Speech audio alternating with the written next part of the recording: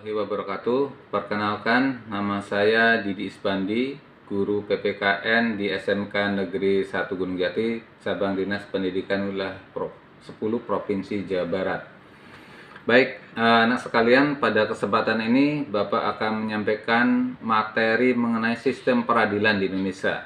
Nah, secara garis besar, sistem peradilan di Indonesia itu ada 5. Yang pertama adalah peradilan umum, yang kedua adalah peradilan agama, yang ketiga adalah peradilan militer, yang keempat adalah peradilan tata usaha negara, dan yang kelima adalah peradilan tipikor. Baik, pada kesempatan pertemuan kali ini Bapak akan menyampaikan 2 saja dulu, yaitu sistem peradilan umum dan sistem peradilan agama.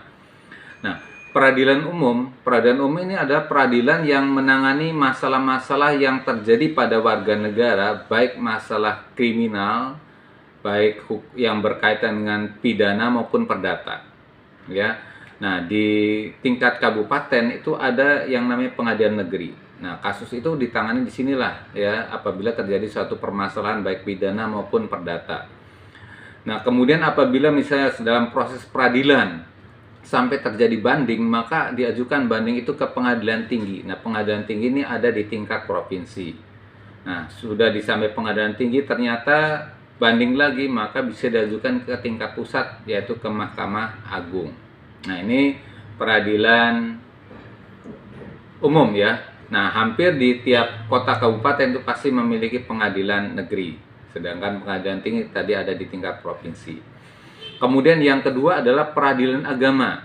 Nah, peradilan agama ini adalah peradilan yang khusus diperuntukkan bagi warga negara yang beragama Islam. Nah, kenapa ada khusus untuk warga yang beragama Islam? Nah, ini karena mayoritas penduduk kita adalah warga negara yang beragama Islam, sehingga dibuatlah suatu peradilan agama khusus menangani permasalahan apa? Nah, permasalahan yang dialami adalah misalnya permasalahan perceraian, gugatan cerai, itu penyelesaian dilakukan di peradilan agama. Kemudian bagi waris, apabila terjadi sengketa bagi waris, maka ini juga diselesaikan di pengadilan agama. Kemudian wakaf, nah ini juga kalau ada sengketa masalah wakaf, maka diselesaikan di pengadilan agama.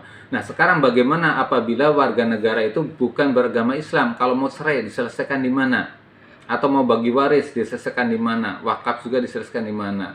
Nah, untuk mereka yang non-muslim atau yang tidak beragama Islam, maka penyelesaiannya dilakukan di pengadilan negeri. Nah, itu saja nih barangkali kesempatan pada hari ini. 2 peradilan, nanti pertemuan berikutnya kita lanjutkan kepada sistem peradilan militer, sistem peradilan tata usaha negara, dan sistem peradilan tipikor. Sampai ketemu di pertemuan selanjutnya. Mudah-mudahan apa yang disampaikan 2 sistem peradilan yang Bapak sampaikan pada kesempatan ini bisa dipahami dan dimengerti. Terima kasih. Mohon maaf apabila ada kekurangan. Billahi wal taufiq hidayah. Wassalamualaikum warahmatullahi wabarakatuh.